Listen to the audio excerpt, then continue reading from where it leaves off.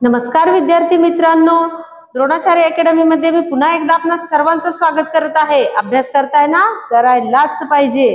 आज आपण पाहणार आहोत कर्मधारय समास। तर हा समास कसा ओळखायचा ते मी तुम्हाला अगदी सोप्या पद्धतीने सांगणार आहे।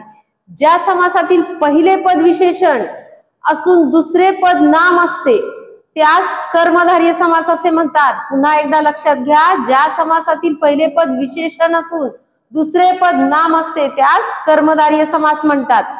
मग आपण याची काही उदाहरण पाहू। उदाहरण पाहिल्यानंतर तुम्हाला ते आणखी सोप्या पद्धतीने समजेल। तर त्याचं उदाहरण आहे नील कमल, म्हणजेच नील असे कमल।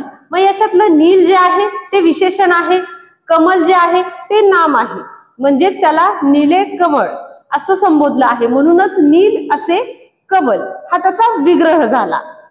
तसंच दुसरं उदाहरण आहे गुणी जन। मग त्याच्यातला गुणी हे विशेषण आहे आणि जन हे नाम आहे आणि त्याचा विग्रह येतो गुणी असे जन। धन्यवाद।